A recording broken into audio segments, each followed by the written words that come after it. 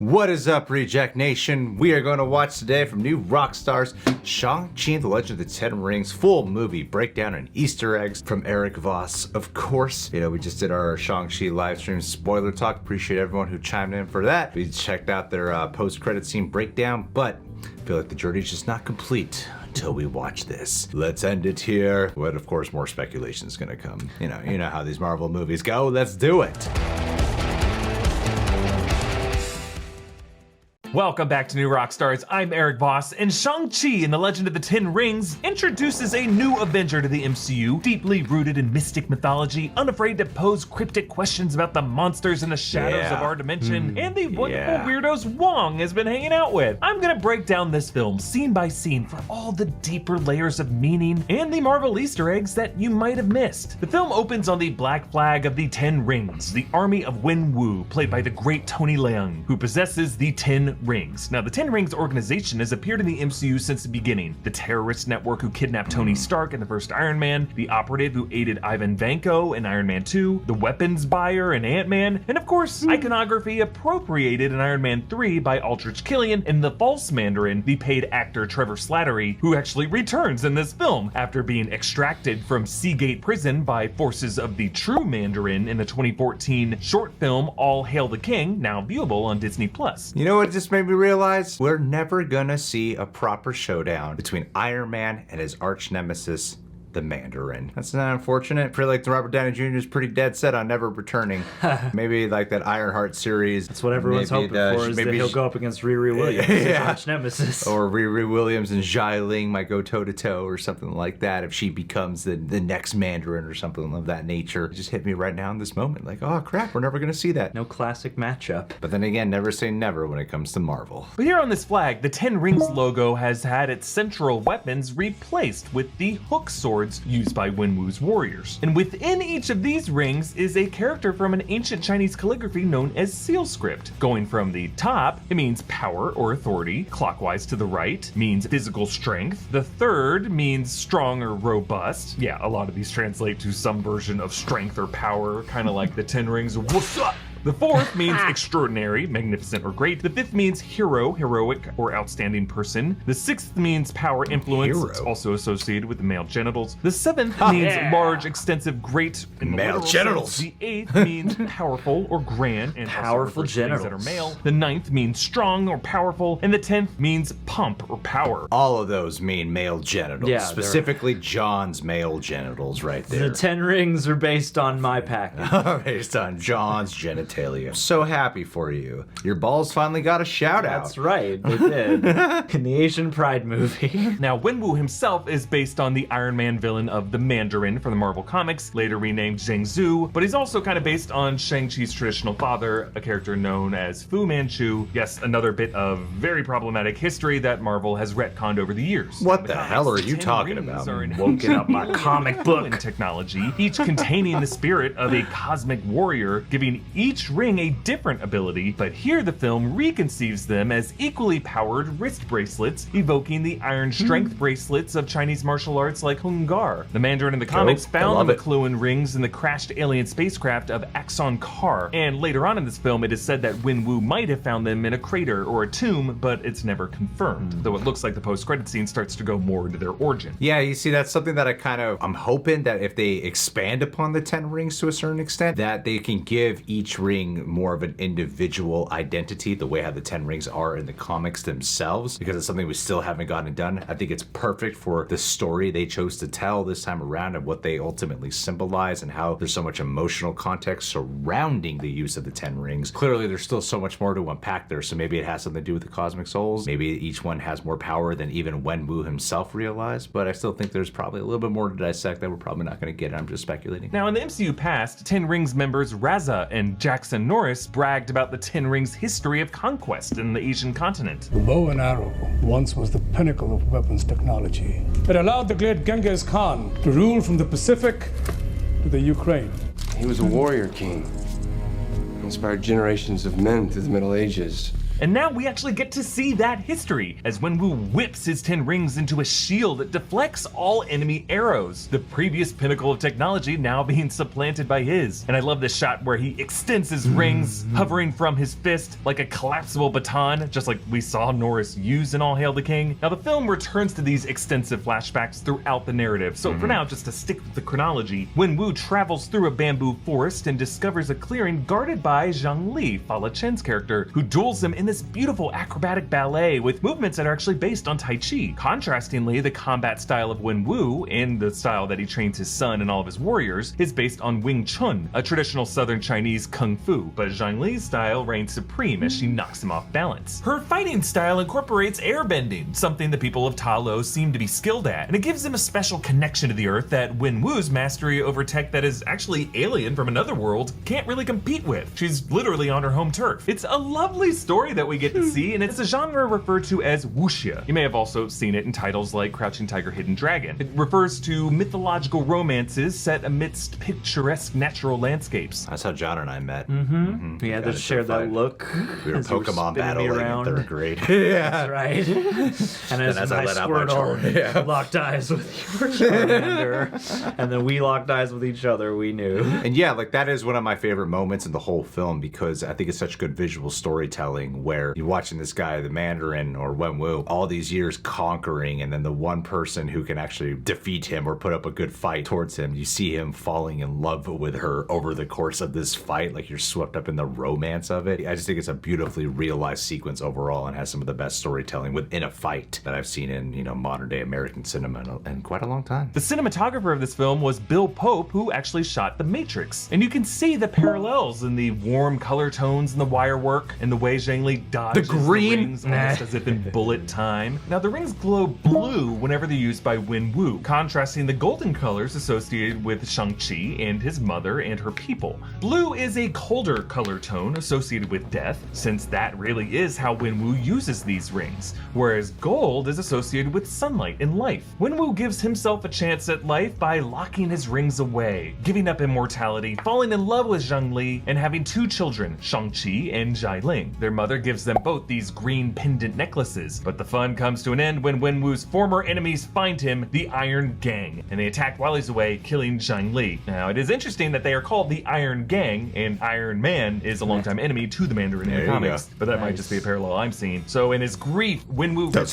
to his Easter rings, egg. gets his revenge, and brutally trains his son into a killing machine to follow in his footsteps. And he does this with the help of his lieutenant, Death Dealer, based on the killer Death Dealer Li Xinling in the comics. And let's not forget to shout out Death Dealer, played by Andy Lee from the hit YouTube channel Marshall Club. Check out that interview that we did. Wenwu orders Shang-Chi to kill the head of the Iron Gang, and Shang-Chi never returns home afterward, leaving his sister behind. Bringing us to the modern day in San Francisco. Shang-Chi, going by the name Shan, played by Simu Liu, lives in a garage, and there's a poster on his wall for the movie Kung Fu Hustle, a martial arts action comedy, a must-see, which also features the use of iron strength bracelets. He and his friend Katie, played by Aquafina, work as valets at the Fairmont Hotel. I feel like we gotta get Key and Peele to bring back their ballet sketch and recap Shang-Chi.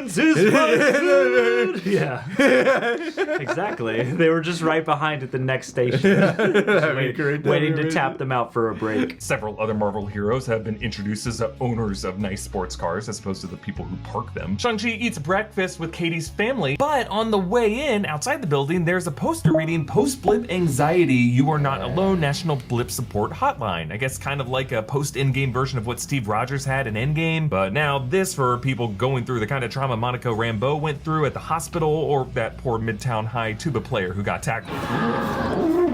There's also a poster for something called Blip Sync, which, according to interviews with the screenwriters, is a dating app for those who were blipped. Good luck getting them to be honest about Exactly their what it ages. looks like. You got a new Disney Plus show. Katie's grandmother's late husband, and Katie and her mother debate the importance of superstitiously clinging to the memory of dead loved ones, which is our first hint at this movie's deeper theme of ancestral grief. Shang-Chi, as a character, wants to escape the bloodshed of his ancestry, while his father lets his grief drive him mad and threaten to spread literal soullessness across the world. So Shang-Chi must learn to channel his pain from his father into something different, something positive, which is an idea director Daniel Destin Cretton said was key to his own journey of self-discovery while crafting this film. I think that scene is the thing that really sets the tone, and not in the way the tone of the mood is captured in that scene, but really the themes explored, because there is that line in there, you know, moving on is an American thing. Yeah. And then this whole thing with Wenwu is he just cannot move on. Whatsoever. And I love, even the little detail, like he goes to light her candle before trying to break open the portal. Yeah. Showing such dedication. These rings symbolize that ancestral weight, dragging Wenwu down, but when transferred to his son, they change color and become a force for good. Katie tells Shang-Chi about her Art of Confusion defense tactic, which is randomly singing the Eagles Hotel California. Ironically, Katie and Shang-Chi work at a hotel in California where they may feel like they, in the words of the song, can check out anytime they like, but they can never leave. Now they sing Aladdin's A Whole New World in karaoke, reflecting their escapist fantasies of trying to find a whole new world. But then in the post-credit scene, they hilariously come back to Hotel California with Wong, because as he said, there's no turning back. They're now trapped in this Avengers Crisis world, and they can never leave. Katie and Shang-Chi get jumped on a bus with amazing stunt work that keeps your eye on the real object of this fight, not Shang-Chi himself, but his necklace. Meanwhile, in the early rounds of the fight, you'll notice Razor Fist glowers at them from the back of the bus, with fighter Florian Montianu playing the assassin from the comics. Watching this all go down is comedian Zach Cherry as Clev. Yo, what up, y'all? It's your boy Clev coming at you live on the bus. I actually did take a little bit of martial arts as a youth, so I'm gonna try and grade this fight as we're going. This same guy previously appeared in Spider-Man Homecoming. He told Spider-Man to do a flip. Zach Cherry went on Stephen Colbert pushing a campaign for Do a Flip Guy to get his own MCU spinoff. So it's awesome to see him come back here. Now look closely at the comments on Clev's live stream. They include at Capiopia saying these dudes are regretting their life decisions. Then at Anti-Darkness saying unreal with a purple background. This could be Auntie Agnes, aka Agatha Harkness, often clad in purple. Not really sure what her reality is, because at this point over in Westview, she's stuck in a trance after Wanda Maximoff left her there. Just watching YouTube. I love that you went there. I just love that you went She's there. entranced and just on YouTube watching live streams, trying to get her message out. Whatever subconscious way she can. We must connect them. We must. We have to. We must. Especially to WandaVision. I think that's the logical choice. That's hilarious, man. And then there's Climbing Guy 3000 who says, I literally can't even. This could be an alias of Peter Parker, who loves climbing, and he could be shouting out the guy who loved us 3000. 3000, You yeah. also There notice you how go. several of Yeah, the there you commenters go. praise Shang-Chi's fighting skills, calling him Bus Boy, which is a bit of viral fame, similar to how Peter Parker initially got the attention of the whole world and of Tony Stark in online videos just like this. And he was a boy literally also saving a city bus. And let's not forget, the director said that if there's one superhero he'd love to see Shang-Chi fight or team up with, Spider-Man, planting the seeds, even brought back the comedian from Spider-Man Homecoming to be in this movie. I think there are seeds planted here for Spider-Man. Their whole scene will be on a phone.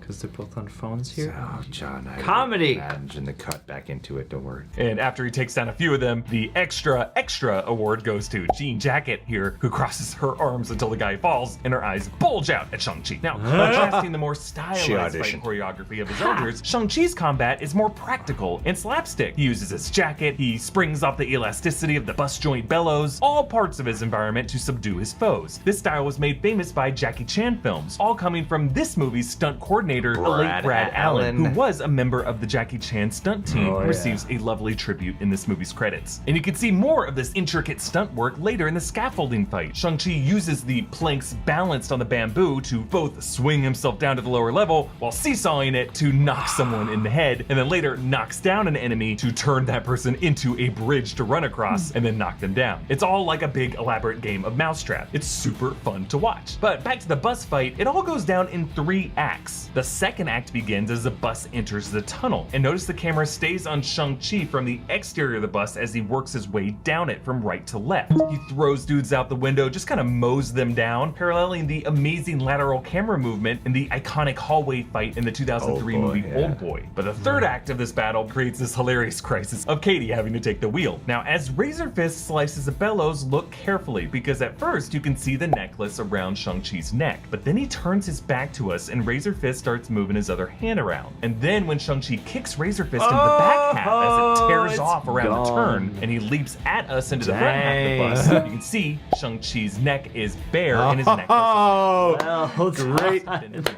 Great attention to detail. Damn. Not Damn. time. Damn. That is great. Anyone can disappear at any moment. So again, yes, this is set after Endgame. And notice how Shang-Chi wears a Silmar High School shirt that on the back says Class of 2017. So if 10 years have now passed since Shang-Chi ran away when he was 14 years old, if he graduated in the year 2017, that would set this movie in July 2024 by the Jazz Music Festival ads on the bus, setting this at almost exactly the same time as Spider-Man Far From Home when he was in Europe, and also allowing us to conclude that Shang-Chi, to be this old, must have survived the snap and must have had to age during those 5 years. Oh my god, there's so much to keep up with, so much timeline continuity here. Even Marvel's starting to lose it a bit. Who was here during and before the blip? Yeah. Because a lot of the questions I'm noticing they keep coming up is like, how far exactly does this take place after Endgame? That's what a lot of these questions have been for post-Avengers Endgame movies. I feel like Marvel intentionally is not directly acknowledging it from time to time. So that way, Especially with all these release dates moving around, I think more than ever, they're like, it's just, it's not long after. it's like there was one little hiccup with Spider-Man Homecoming, became an outrage. So now they're like, okay, let's not confuse ourselves. Let's just, keep it kind of vague in the timeline here. Let people like Eric Voss look at Jazz Blues ads to see exactly when the timeline might take place. Shang-Chi follows a postcard leading him to Macau, along with Katie, to this cage fighting club owned by his sister Leung, but operated by Ronnie Chang as John. This club is called the Golden Daggers Club. Now, the Golden Dagger was a name from early Shang-Chi comics, Master of Kung Fu number 44, and it was the name of one of Fu Manchu's subsidiary groups. Now, in the various low-level fights in the rooms of the background is a sumo wrestler. There's also a female warrior. We know stunt actress Jade Ju returns in this movie after she played a Black Widow agent in the movie Black Widow. And in the credits, she is credited as Widow, meaning she is the same character from Black Widow, which might be why she now wears black with a red belt. And she must be one of those freed Black Widows from the Red Room, and now she's fighting in Macau. Give her a spin-off. There's also a fighter with flesh glowing red-orange, apparently a recipient of AIM's extremist treatment from Iron Man 3, suggesting that some of Aldrich Killian's test subjects might have gotten away from that battle, and one of them now has his life fighting in cage matches on the other side of the world. It's kind of crazy to know there's like some widows they are going to carry on in some way. Yeah. I guess the follow Black Widow movie would be Black Widows. What do we all do now? Yeah. We need job placement for all you guys with these highly specialized skills. That is a wonderful Easter egg right there, that if you pay attention to the credits and then you find out that, that is a continuity carrying on from the other Marvel movie released earlier this year. This is pretty insane. That's a really clever one. Never would have noticed that if it wasn't for Eric Voss pointing that out, man. The extremist one, obviously. Yeah. But, the Widow one. That's like you got a Black Widow and Iron Man 3 Easter egg all in one scene. In one little kid. Yeah. But the marquee match, of course, is Wong, Doctor Strange's fellow sorcerer, fighting Abomination. Now remember, Abomination was Emil Blonsky, Tim Roth, who fought the Edward Norton version of Hulk in Harlem in the 2008 film, and we believe has been imprisoned ever since. It is amazing to see him return in the MCU here. This version of him looks different with a greener color and head fins. He also wears pants, similar to his appearance from the comics. But this change was never explained. I presume the way Hulk's redesign between the 2008 film and the Avengers wasn't really explained either. Well, the producer did come out recently and he kept it really simple. He was like, I just felt it was in need of a change and update now. It was like that simple. There was no real like storyline purpose to it. It was like, I just felt like it needed an update. Yeah, why not? You can fill in the blanks in your head of like, maybe in the past few years he grew some fins. There's an actual story context to it other than just, we want to redesign the look. After Abomination actually hits Wong, Wong gets him back by opening a portal to make Abomination knock him himself out, similar to how Wong used clever portal tricks to beat Big Boy Cull Obsidian in Infinity War. Later, the two appear to retreat to what looks like a facility that looks like it has a high-tech containment cell in there. Maybe where Blonsky is being forced to stay when he's not sparring in Macau with Wong. This facility could be the Raft prison, or some other facility overseen by Thaddeus Ross. Because maybe Blonsky is being allowed to train as part of Ross and Val's upcoming Thunderbolts initiative. And maybe they only trusted Wong, this sorcerer, to be his chaperone. Meanwhile, Shang-Chi fights his sister. Behind him is a flag that looks like the flag of Madripoor, the fictional Southeast Asian country that appeared in The Falcon and the Winter Soldier. The postcard, we found out, was sent not by Xialing, but by their father, a trick to trap both of them in the same place at the same time. Shang-Chi fights the Ten Rings warriors on the scaffolding and fights Death Dealer until his father appears and lays a gentle but terrifying ring-equipped wrist on his shoulder. So they all return to the Ten Rings compound, where Wenwu reconciles the MCU's past depictions of the Mandarin legend with his truth, laughing how Aldrich Killian invented the Mandarin boogeyman identity, naming it after a chicken dish. And we actually see on his video screens footage of Tony Stark's captivity by the Ten Rings in the first Iron Man film. I think this is a really great thing. It does mirror the comics in so many ways. They had Fu Manchu originally introduced to Shang-Chi's father in the course of the Mandarin, and like it's been like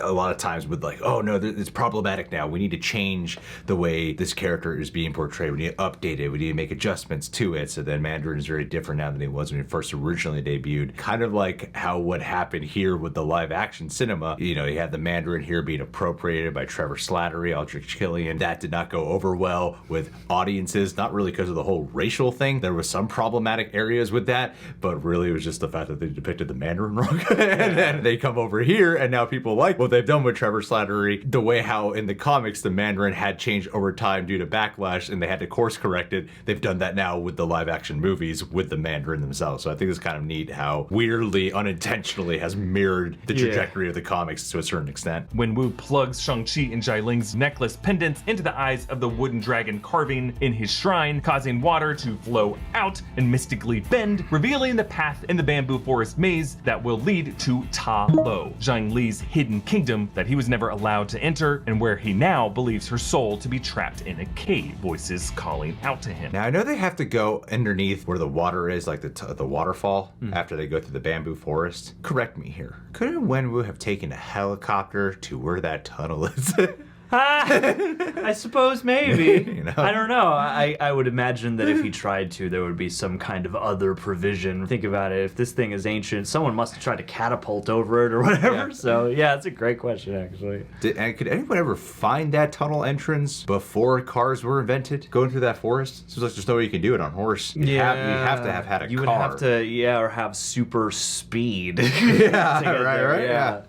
Unless the forest accommodates how quickly you're moving. Because Michelle Yeoh does say that there's other people who tried coming here to break that, where the soul suckers are held. Just had, my mind was like getting pulled out going, how did other people get here without a car? Maybe on horseback is probably the most possible way. Yeah. If you got a really, really great rider with a really just rock steady horse. Fair maybe. enough. Now, in the Marvel Comics, Ta Lo is one of the God Realms, a small pocket dimension adjacent to Earth, the great canopy of heaven, home to celestial dragons, and the phoenix-like Feng Huang, the wooden Quilin beasts, and the canine-like Hete, and the race known as the Jian. I'm sorry if I mispronounced any of that. And surviving in this compound's dungeon is Trevor Slattery, Ben Kingsley, serving as the Jester. He recaps what he went through in Iron Man 3 and in the All Hail the King short, and when they stumble upon him here, he was quoting the knock knock knock monologue from Shakespeare's Macbeth, the drunken porter from Act 2 Scene 3, and in that scene, the porter imagines himself as the man answering the gate of hell, reinforcing one of the themes of that play, that the castle setting is really a form of hell for the characters. And for Trevor Slattery, this is a speech that amused Wenwu enough into keeping him around, which is super ironic since Trevor ends up as a supporting player at this movie's Hell's Gate as it opens. Also, fun fact, Palpatine actor Ian McDiarmid played the porter in the famous 1978 production that starred Ian McKellen as Macbeth and Judi Dench as Lady Macbeth. He's accompanied by the adorable Morris, whom Katie calls a chicken pig, but Morris is actually a Dijiang from Chinese mythology associated with the personification of Hundun, a legendary faceless being of primal chaos. This guy actually appeared back in Wenwu's Research way Journal cuter in in the movie's the opening minutes, alongside the Horrible images of several chaos. other mythological beings who later appear in Ta Lo. They break out and steal Razorfist's car, and since we never hear his name spoken aloud in the movie, the fact that his name is written all over his car is really the only way we learn his name, using Morris to guide them through the bamboo forest maze until they reach Ta Lo, where Morris reunites with others of his kind and they see lots of other mythological creatures, including the Huli Jing, The that's a Nine-Tails. nine-tailed fox-like creature, the Fu Dogs, Naruto. these are the big lion-like creatures that guard shrines and temples in pairs. These are also known as guardian lions, and Wenwu actually has statue versions of them at the gates of the Ten Rings compound. And the vermilion bird, representing the element of fire. And that turquoise horse with the face of a dragon is the Longma, which really just translates to horse dragon. Seeing one of these is supposed to be considered an omen of a legendary sage ruler, which if you think about it, both Shang-Chi and his sister Leung will evolve into by the end of this film. The Ta Lo people are led by Guang Bo, played by Yuen Ma, legendary Hong Kong actor and stuntman who worked with Bruce Lee in the 1670s with films like Fist of Fury and Enter the Dragon. And the popularity Isn't he of also in Bruce Kung Lee Fu in Hustle? particular is one of the big influences maybe. of the Shang-Chi comics. that poster at in the time. garage. Among the people of Ta Lo is Michelle Yeoh as Jiang Nan, Lee's sister, who explains how they are connected to this benevolent dragon that they call the Great Protector, who for them has fought off a demonic entity from another realm that, along with its smaller tentacled drones, feeds on souls. Now the creature is only ever given the name of Dweller in Darkness, and Nan explains how it fed on their vast cities. I thought it was Mega Soul Sucker. Realms beyond this world.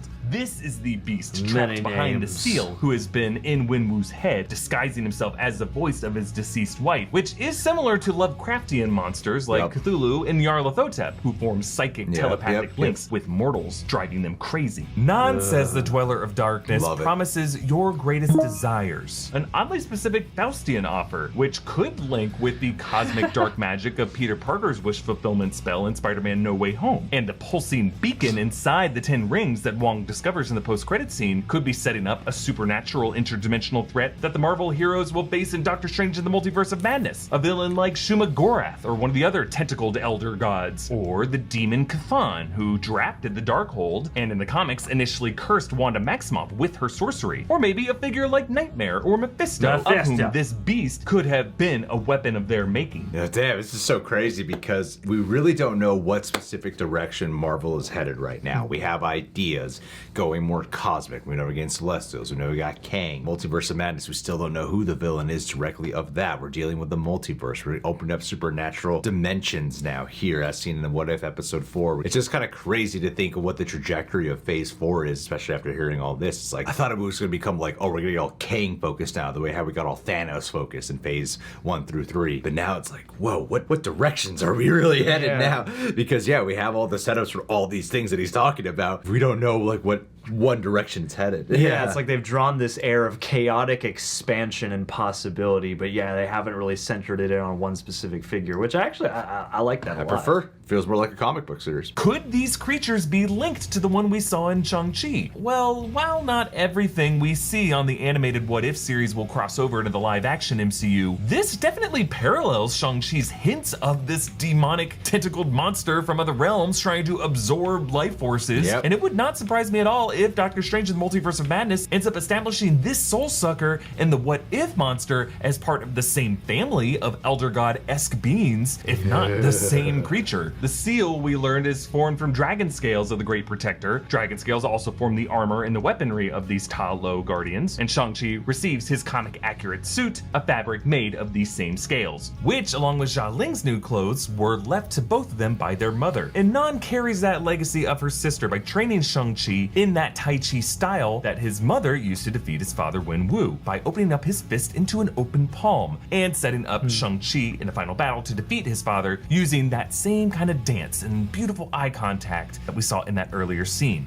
Also in this training dojo here, the base of it is windy and serpentine, the body of the Great Protector, showing how in this setting they are bound by the dragon's protection. Cool. They train up Good to brace production for this design fight detail. with Wenwu and his forces, who arrive, leading to this vicious battle battle between the Ten Rings and the Warriors of Ta Lo. The father and son face off, but Wenwu blasts Shang-Chi into the water and begins hammering away at the gate, allowing soul suckers to leak into this realm. One of them snatches Death Dealer. I am with audiences, not just because Andy Lee plays him, but I am with audiences on the fact that it's kind of a bummer how like Death Dealer isn't going to be much of a character, and He's so cool. Yeah, he is he's so like cool. he's like obviously a super cool looking character, and yeah, he doesn't get to do that much. And he really is linked to Shang-Chi's traumatic past, so I thought we would get like at least a personal showdown between the two. Two warring sides decide to join forces against these soul suckers because only Ta Lo weaponry works against them. Meanwhile, deep in the water, Shang-Chi awakens the Great Protector and reconfronts his father at the foot of this crumbling seal. Now, after Shang-Chi failed to defeat his father using the same Wing Chun combat that his father taught him, this time he disarms Wenwu the same way Zhang Li did, using the more graceful Tai Chi movements, bending the rings to his will. And seeing that his great love lives on not in the imposter from beyond, but in the grace of his son, grace that persisted despite Wenwu's best efforts to stamp it out. Wenwu learns the core lesson of this film of ancestral grief, that the pain of our past isn't reason to destroy, it's fuel meant to rechannel to bring life. And I would argue, despite this being a pretty strong origin story for Shang-Chi in the MCU, as a whole, this movie is less of the story of the hero, but like other great Marvel films, like Avengers Infinity War, Captain America, Winter Soldier, and Black Panther, this is truly the story of the villain with a complex soul. Wenwu is truly the heart of this film, and it makes it a more captivating story, in my opinion. Absolutely. Meanwhile, Slattery 100% hilariously agree. plays dead. 100% agree. Morris joins him, all while the rest work together to take down the Mega Soul Sucker, including an amazingly lucky arrow hit by Katie. They send lanterns out on the water to memorialize the fallen, and they leave it to Ling to dismantle the Ten Rings network, but as we learn in the second post-credit scene, she actually takes over the throne and expands the Ten Rings operation to return in either a sequel or a Disney Plus series. I personally hope to oversee a fighting tournament of eccentric fighters from the MCU. Katie tells their friends over drinks that Shang-Chi defeated the monster by doing a